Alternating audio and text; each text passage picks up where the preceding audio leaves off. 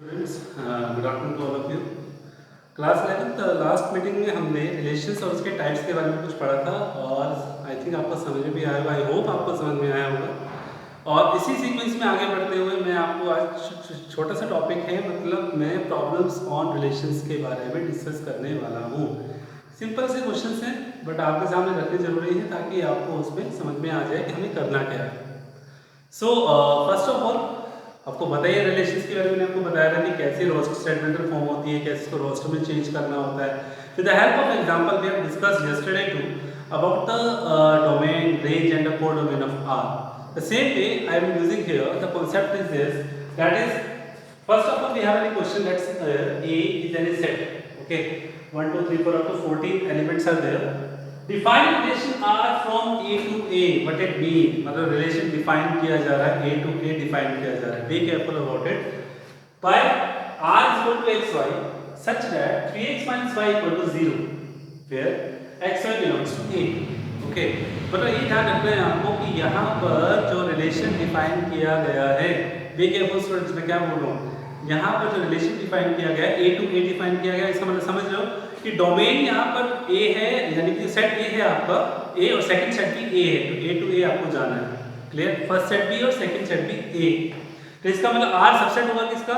A into A का। जैसे A into B जा रहे हैं तो R सबसेट होता है A क्रॉस इंटू B, तो यहाँ पर क्या होगा, इसका मतलब क्या है, R from A to A means R is the subset of A into A, definitely, of course. So what is question said? The relation R is defined by x y such that, okay, 3x minus y equal to 0, where xy belongs to A. Of course अब ये एक ही set है, तो यानी कि जो set आपको बनाना है, रिलेशन जो डिफाइन किया गया है, that is xy such that 3x minus y is equal to 0.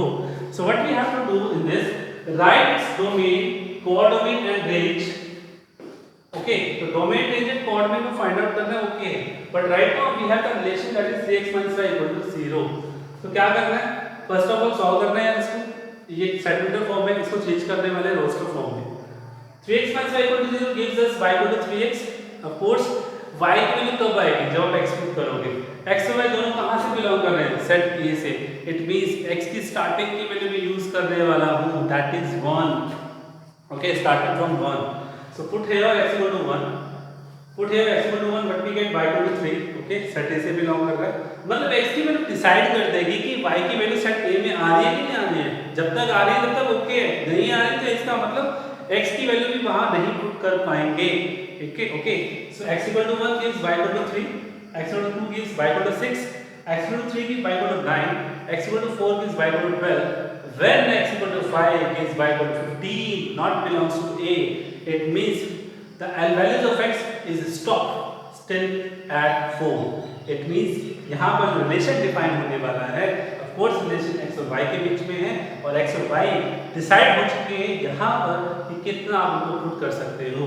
तो यहाँ पर आप रिलेशन देख रहे हो, x से ऑर्डर पेयर बन गया y के साथ, that is x1 1 3 2 6 3 9 and 4 12, okay. तो this is our relation in the roster form, and that is we can find easily with the help of this roster form the domain of R and the range of R.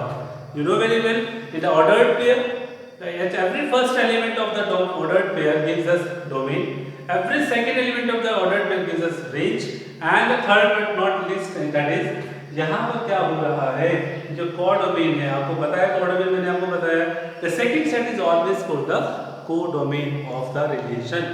तो I hope आपको समझ में आएगा students. तो बढ़ते हैं next question की तरफ, जल्दी से देखिएगा student. This one is the next question, that is the find the number of relations from A to B। मींस आपको ये बताना है कि टोटल नंबर ऑफ रिलेशंस क्या हो सकते हैं from first set to second set. तो remember that students, I have told you about the formula the total number of relations. याद कीजिए कि सेट A के अंदर m एलिमेंट्स हैं, सेट B में n एलिमेंट्स हैं, तो टोटल नंबर ऑफ रिलेशंस क्या होने वाले हैं, 2 raised to the power m into n। याद किया? नहीं किया तो याद कर लो भाई। तो what we have, look at this, the total number of relation from A to B is 2 raised to the power m into n.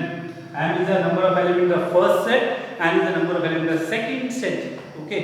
So that is 2 raised to the power 3 into 2 raised to the power 6, that becomes 6 G4। Okay, आप उससे question कर सकते हो कि sir क्या मुझे ये बताइए कि ये फॉर्मूला आया कहाँ से। बिल्कुल आप सवाल बिल्कुल सही कर सकते हो स्टूडेंट। जैसा कि आपको पता है as we know the relation is a subset of A to B. According to this, if the relation R is defined from A to B, it means the relation is a subset of A to B.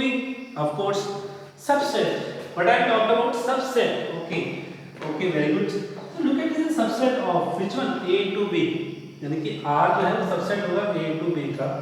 तो मेरे कहने का मतलब R एक relation जैसा subset होगा, इसका मतलब इस A to B जितने भी पॉसिबल नंबर ऑफ सबसेट्स होंगे उनमें से एक कौन होगा? R हो सकता है। क्लियर है? तो इसके सबसेट निकालो भाई।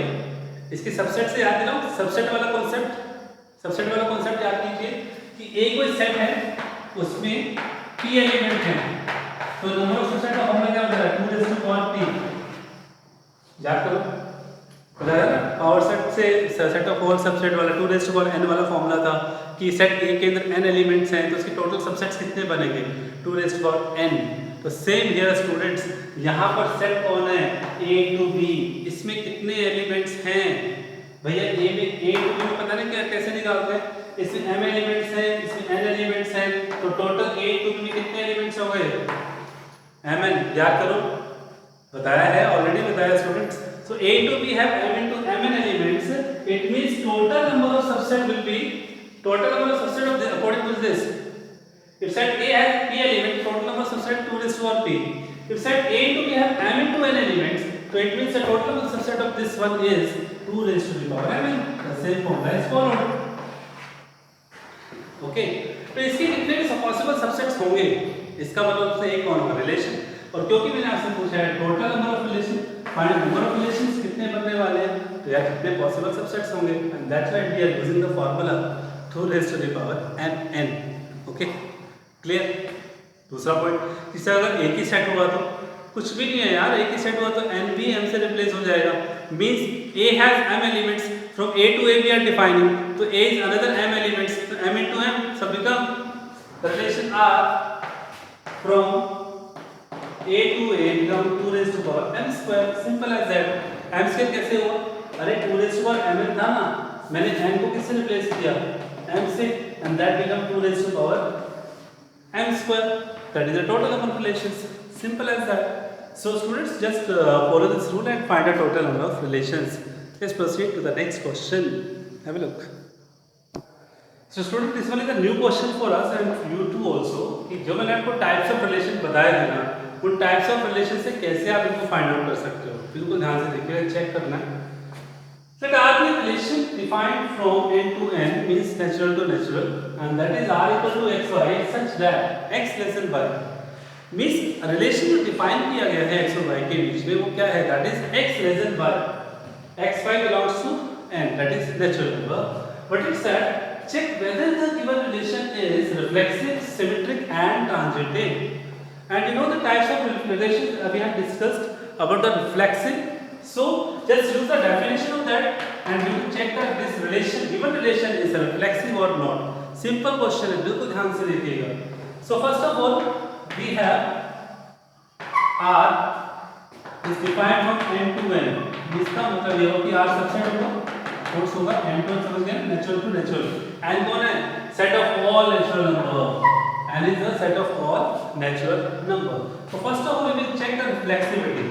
रिफ्लेक्सिव कैसे चेक करेंगे बिल्कुल आपको ध्यान से देखिएगा स्टूडेंट्स। मान लीजिए रिफ्लेक्सिव क्या पता है, आपने पढ़ा है रिफ्लेक्सिव क्या बोलते हैं, रिफ्लेक्सिव डेफिनेशन यूज करो, वो कह रहे हैं कि एक एलिमेंट है उसी का रिलेशन उसी के साथ चाहिए मुझे, तो first of all use the one element only. Okay, from the set हमारे पास क्या है? Natural. Let x belongs to n।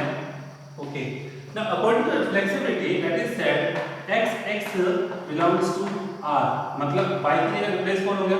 x हो गया। याद करो a और b था, a और b की जगह x और x आ गया। इसके अकॉर्डिंग x का रिलेशन x से सेटिस्फाई होना चाहिए।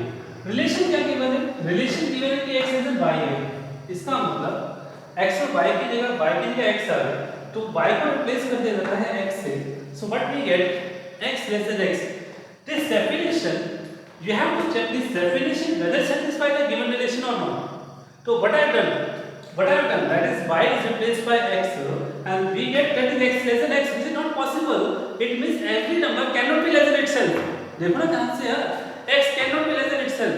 Okay, तो इसका मतलब क्या है? Simple as that, students. Which is false. Which is false. Why? As any number cannot less than itself. इसका मतलब definition of reflexivity don't satisfy the relation, so we can say R is not reflexive. So how can you choose? ऐसे check कर सकते हैं students. Okay, so this one is about the reflexivity. Next one, we will check about the symmetry. Symmetry. So what it said about the symmetry? Look at the question. Be careful. For the symmetry, we require two elements. We require two elements, that is x and y. So let x and y belongs to n. This is a natural number. Okay. And what is the definition of symmetric says? Symmetry क्या बोलता है? That is x y belongs to R implies that y x belongs to R. Okay. Means we use the definition x y belongs to R implies that y x belongs to R. ये condition है, ये condition true है और अगर ये इसको भी true show कर देता है, it means the relation is true. So what we have the relation x y belongs to R means x less than y की है. Okay. Implies that जैसे मैं x को y और y को x लिखता हूँ, y greater than x होता है, less than x. Look at this, x less than y. Whenever I will take y को यहाँ लेता हूँ, x को यहाँ लेता हूँ, तो कंडीशन रिवर्स होना पड़ेगा ना. y is will be greater than x. Okay, not less than. It means it not belongs to R. ये रिलेशन को satisfy नहीं कर रहा है. कौन नहीं कर रहा है? Symmetric students confuse हो सकते हो. ध्यान से देखो मैंने क्या बोला है. मैंने बोला है x y belongs to R है हमारे पास. y x आएगा क्या? x y से. x y कौन था? x less than y था. y x क्या कहता है? कि y less than x होना चाहिए. बट यहाँ पे y less than x की बजाय क्या आ रहा है? Greater than कौन दे रहा है ये रिलेशन? ये तो देगा ना. x less than y. ये कंडीशन ट्रू रहे तो इसका मतलब y less than y greater than x होगा. लेस देन कहां से हो जाएगा? तो इसका मतलब रिलेशन को सेटिस्फाई नहीं कर रहा है. इसका मतलब R is not symmetric. This is the second type. Okay, and the last but not least we have about the transitive. We have about the transitive relation. Okay, so just have a look about the transitive. So for this I am just rough the question. Okay, look at the transitive relation. What a transitive says? Transitive says we require two elements, three elements, x, y, z. अरे sir z कहाँ से आ गया? Just wait. Relation तो दो elements के बीच में ही होगा ना? Just look at this. x, y, z belongs to n. Okay, natural. What a transitive says? According to definition of transitive, x, y belongs to R and y, z belongs to R implies that x, z belongs to R. Means we will follow the rule x, y belongs to R on the same with y and z. Then we have to check whether it is x and z belongs to R. मतलब अगर मैं x और z की relation ले आता हूँ, true कर देता हूँ, तो इसका मतलब वो ट्रांजिटिव है. कैसे? ये कौन देगा? ये दोनों मिलकर देंगे. कैसे? x y belongs to R. Use the definition of this. x y belongs to R. x less than y. y and z belongs to R. Relation को फॉलो कर रहा है. y less than z. x y relation को follow कर रहा था तो क्या कह रहा था? x less than y. y z belongs to relation को मतलब रिलेशन को फॉलो कर रहा है. रिलेशन क्या था? लेस देन की कंडीशन था. Means y less than z. Just look at this. x less than y and y less than z. It means ये दोनों मतलब क्या कह रहे हैं? x less than z हो सकता है नहीं हो सकता? बिल्कुल हो सकता है. Sure. x less than y and y less than z gives x less than z. It means ये ट्रू हो गया कि x और z की रिलेशन ट्रू आ गया क्योंकि हमारे पास था x z belongs to R हो गया भाई. That is true. And therefore R is transitive. That's it. I hope students ये क्वेश्चन आपके लिए थोड़ा डिफरेंट है बट लॉजिकली आपको देखना है कि रिफ्लेक्सिव के डेफिनेशंस मैंने यूज किया, सिमेट्री के डेफिनेशंस को यूज किया और फिर लास्ट में मैंने ट्रांजिटिव की डेफिनेशंस को यूज करते हुए या रिफ्लेक्सिविटी, सिमेट्रिसिटी और ट्रांजिटिविटी चेक की. ओके, आई होप आपको समझ में आएगा. एक दो क्वेश्चन ट्राई कीजिएगा अपने बिहाफ पे. नहीं आएगा तो जरूर शेयर करूंगा. नेक्स्ट मीटिंग में हम आपसे बात करेंगे that is the most important part of this question, this chapter, that is functions. Of course the function relations के बिना आ ही नहीं सकता था. जाते जाते एक बात बोल देता हूँ कि function is a special type of relation. क्या स्पेशलिटी है ये मैं आपको बताऊंगा दोनों कंडीशंस में। रिलेशंस और फंक्शंस के बीच में जब डिफरेंस बताऊंगा तब आपको पता चलेगा क्या स्पेशलिटी है, क्या स्पेशल है फंक्शन में, मतलब स्पेशल टाइप ऑफ रिलेशंस क्या है उसके बारे में। तब तक के लिए प्रैक्टिस कीजिए क्वेश्चंस की। Goodbye, take care and very take care of yourself. Thank you.